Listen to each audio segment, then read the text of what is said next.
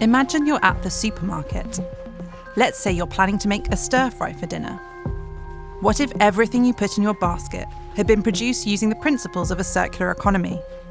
Maybe your noodles are made of a different type of wheat. Perhaps your peas were grown both as a crop and to replace nitrogen in the soil. And your sauce is made from upcycled fruit peel and forgotten herbs and spices. And all of it has been regeneratively produced. Or maybe you're not in a supermarket at all. Perhaps all the ingredients have been delivered to your home. Or you might have picked them up from your local farmer's market. Wherever you choose to buy your food, what if there were no bad choices? What if every bite of food had been designed in a way that helped to regenerate nature? In this episode, we'll meet two companies on the journey to try and make this a reality. Welcome to the Circular Economy Show podcast. I'm Pippa Shawley.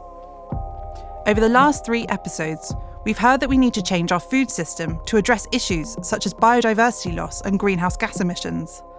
But what's in it for businesses? Over to the Ellen MacArthur Foundation's food lead, Rhaenyra O'Donnell. I guess, Pippa, the easiest answer to that is to say, well, with no soil and no nature, there will be no business. You know, we are losing soil, we're losing biodiversity. If we're going to continue to feed the planet, we absolutely have to keep the planet healthy.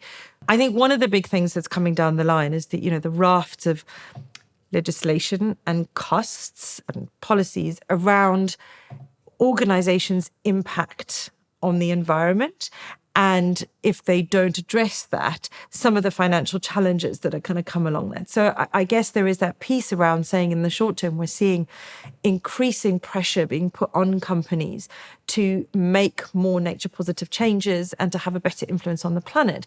And that's starting to come with costs attached to it. So by thinking ahead and thinking about, okay, how do we rethink our product portfolio and our ingredient portfolio to start working with farmers and start thinking about future planting seasons, they'll be starting to get ahead of the curve. So let's hear from a business. Founded in 1864, the John Lewis Partnership comprises the department store chain John Lewis and Waitrose supermarkets, which has more than 300 stores throughout the UK.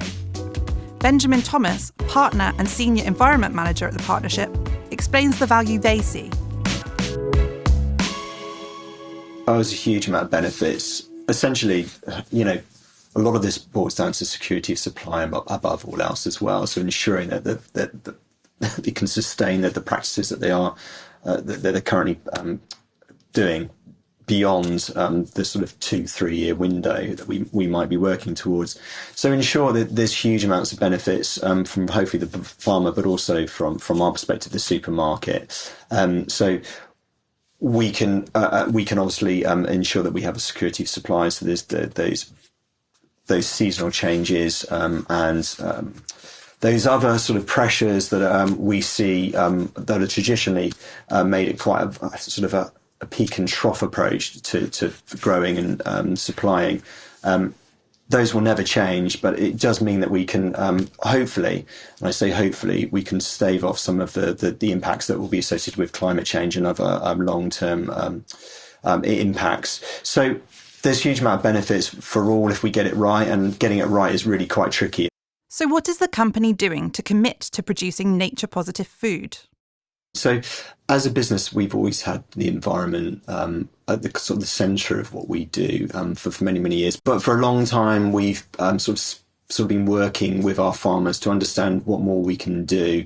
Very, very conscious that everything that we've sourced, everything that we sell has an environmental impact. And we also have a responsibility, therefore, to make sure that it's sourced responsibly, but also is produced in the best it possibly can be.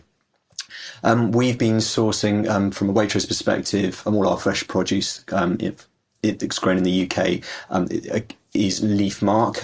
So if you're not familiar, that was particular high standards for sourcing of produce to environmental standards. So that's looking at water, soil management, et cetera, et cetera. So we've been committed to that for a number of years in fresh produce. But we're also looking at regenerative agriculture in a large way at the moment. So what more we can do to introduce more regenerative agricultural farming practices in our supply chain. And that will support a number of elements, when that mostly around our carbon commitments, our net zero commitments, but also our commitments to biodiversity as we start to look and think about what an SBTN, a science-based target for nature, will be for the business. So there's a huge amount going on. The partnership has its own farm, the Leckford estate in Hampshire in southern England, which it has been using as a testbed for producing food regeneratively for a number of years. Through crop rotation and other methods, such as grazing cattle, the partnership says it's sequestering over 2,500 tonnes of carbon per year in the soils at the farm. Benjamin believes that it's crucial to understand what's going on at farm level in order to make nature-positive food. Yeah, well, I mean, our greatest impacts sit in what we call Tier 3, which is down at farming level. So we're pretty confident in the data that we're seeing. It really is around at farm level. So it's really important we address everything from the feed that the cattle is the feed that the cattle are given right through to where that crop or what type of crop is being produced. So we know our hotspots, essentially the areas that we need to improve on, and it's basically delivering on that. But clearly there is a huge amount of impact in the supply chain at multiple points. But again, we have to be quite strategic and smart around what we tackle. We can't tackle all of it simultaneously. So it's really working on those major hotspots, and on a farm level / Tier 3 is where we're putting a lot of time and effort, because we know that's where our greatest impact sits from a carbon perspective. While farming is a significant focus for Waitrose, Benjamin says there's a growing opportunity to engage with suppliers about using the other elements of a circular economy for food. He points to Rubies in the Rubble, who we heard from in the last episode, as a good example of this kind of product already on Waitrose shelves. There's loads of some really good brands that have done really well over the years. So a good example would be Rubies in the Rubble, which you may have come across. Sauces and so on and so forth. You've got Dash Water, who've done a great job. You've got Discarded as well, which are an alcohol business that use discarded surplus food. So there's loads of really good examples out there that have done brilliantly to scale up as they have. But for me, there's a huge opportunity to look further in our supply chain and say, well, okay, what is going on? Where is there potentially surplus? If there is, can we support you trying to get that back into the human food chain? So, that's been a real focus for us over the last couple of years in particular. So what we call whole chain plans. So really looking down the supply chain and understanding what opportunities there are, then trying to use that surplus and put it back into product or find exit routes for it. We talk about biochemical feedstocks a lot, and that's probably for us the most challenging area, but getting it back into product is for us is the holy grail, drawing that produce, that surplus through and getting an end market we see as a great opportunity. Although challenging, and really, really can be challenging at times when you factor in the seasonality, availability and so on and so forth. But it is possible, I believe anyway. Another business that supplies a number of Waitrose stores is Natoora. I went to London to meet the company's head of food programmes, Rowan Rapson, to learn about the opportunities and challenges of selling food that is radically seasonal. So Natoora was founded coming up to 20 years ago in London. We are now a wholesaler, supplier, retailer and manufacturer. First and foremost, we source for flavour. There's been a considerable degradation in the value that people place against food. And we believe that by sourcing through flavour, we have a trickle-down effect on how food is grown, and we can fulfil our overarching mission that is essentially to revolutionise the food system. One way Natoora aims to source the best flavours is by thinking about what Rowan describes as micro-seasons, working directly with producers to determine when produce is in its prime. As a grower or a farmer, the weather, the climate, the quality of the produce and the flavour is not as simple as 4 time slots in the year. So we actually like to celebrate the seasonal micro-seasons, if you like, and the seasonal changes throughout and the biodiversity that flourishes. If you taste a perfectly grown in-season orange or a peach, the flavour really is quite radical. And it's that seasonality and that care and love and attention that's gone into growing it that brings that flavour. There's no doubt that a peach grown in season tastes delicious. But Natoora also applies its ethos of radical seasonality to its processed food items. The company supplies soup to British bakery chain Gales and also sells a range of deli goods through retailers including Ocado, Whole Foods and its own shops. Rowan explains how Natoora developed a way to provide great tasting products year-round. We recognised quite early on that we have to work within the food system in order to change it to a certain degree, and big retailers and the food system in general likes to have a consistent product on the shelf throughout the year. It plays into consumer habits, consumer behaviours, etc. So, for example, one of our products that perhaps isn't quite so familiar, a mahamara, which is traditionally a roasted red pepper and walnut dip of Levantine origin. In the summer, we get absolutely fantastic red peppers from Italy. They're sweet, they're luscious. We roast those, we peel them by hand, and we blend it with beautiful creamy walnuts into a fantastic dip. However, when the months get colder, those peppers are no longer available. And if we wanted to get our hands on them, we would be buying an industrially grown pepper that lacks the flavour and integrity that our summer peppers do. But that left us with the problem of, one, losing those sales with what has become a customer favourite in our range, and two, not keeping up with a regular product on the shelves for the retailers that we work with. Those are pretty important problems. So what did they do about it? So we tweaked the recipe slightly under the same product name to use a dried pepper throughout the colder months and switch and interchange between the two throughout the year. We found that approach actually worked incredibly well. So we rolled that out into a few other products that we manufacture to give us that to stay true to seasonality, but also provide a consistent product. So we've talked about the benefits for business, but as Rowan mentioned, creating a new collaborative dynamic with farmers is essential to ensure our food system works for everyone and the environment.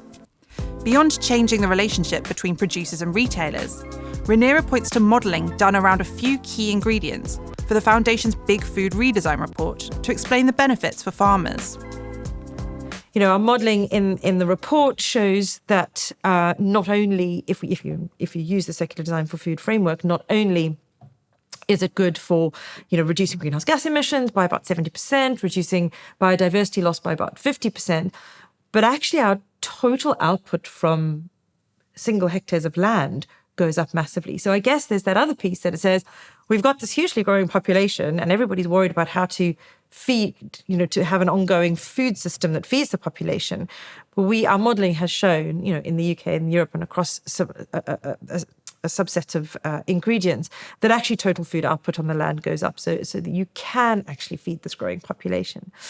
And I guess one of the really important things and why it makes good business sense is, we hear a lot around how farmers are really being pushed to produce food cheaper and cheaper and cheaper over and over again.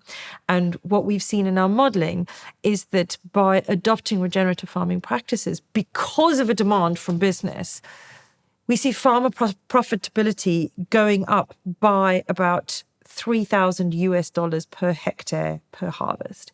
So I think it's a couple of things. It's a combination of being very forward thinking around how to build a resilient supply chain to keep your business going, but also, I guess, reacting in advance to some of those challenges that are coming down the line that will mean business becomes more financially stressed.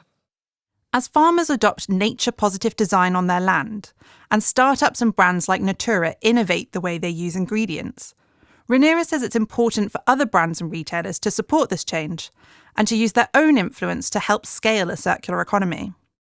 So we get we get into a little argument, I won't lie, sometimes with business, and they say, well, we're not going to make the changes until the consumers demand it. Now, we know the consumer demand is going up, but certainly not at a rate that we would like to see. And I think certainly not at a rate that people feel that they can afford at the moment, which is a whole separate challenge.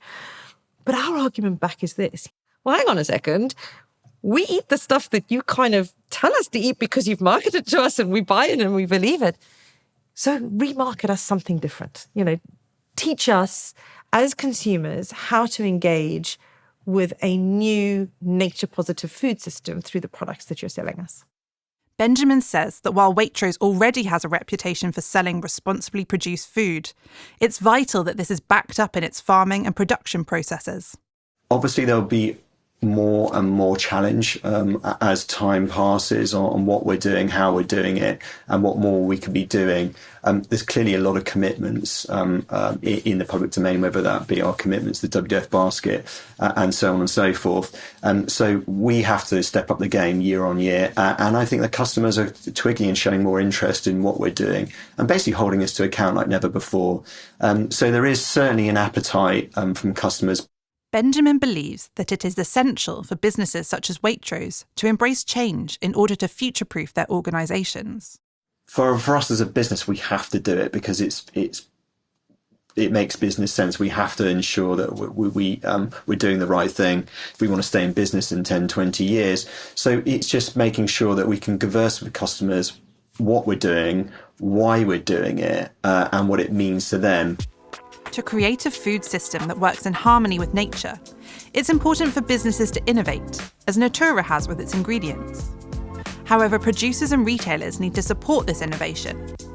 But while companies like Waitrose and Natoora are making strides to design and supply nature-positive food, they are still on their journey. It might be a complex route, but Benjamin is adamant that nature-positive is the way to go. I don't think anyone's got 100% the answers at the moment, but it's working towards a sort of a very more holistic approach. And I hate using that word, but it is very much looking at it from end to end and understanding where you can provide benefits from both angles, both upstream and downstream. So huge amount of benefits.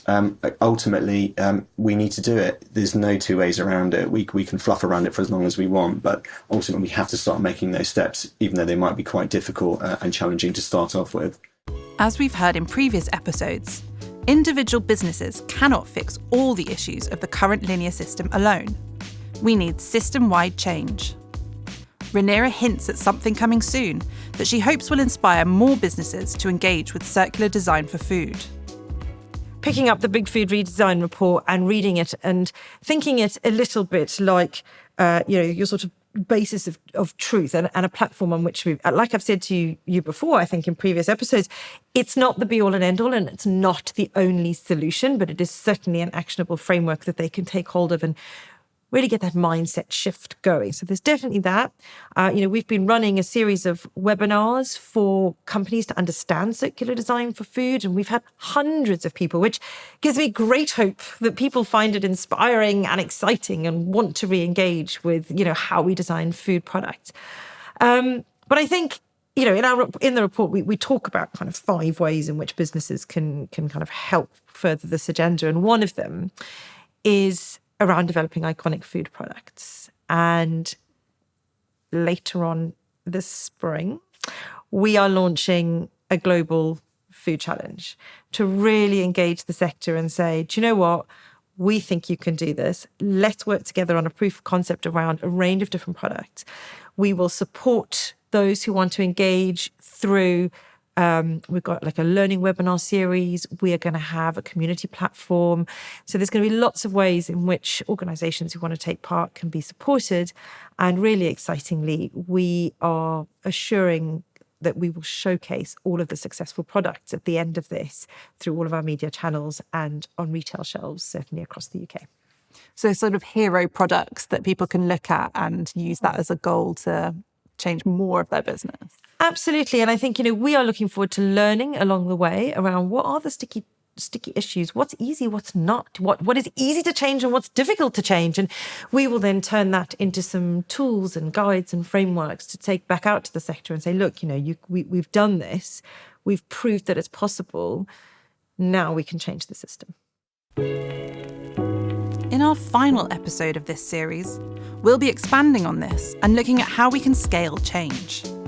We'll hear about the role policymakers can play in enabling this system, and from retail giant Walmart about the steps they are taking to bring nature-positive food to the masses.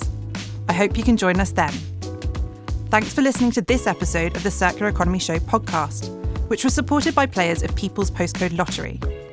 This podcast is published by the Ellen MacArthur Foundation and produced by Skinny Mammoth Media. Thanks to our contributors Benjamin Thomas and Rowan Rapson.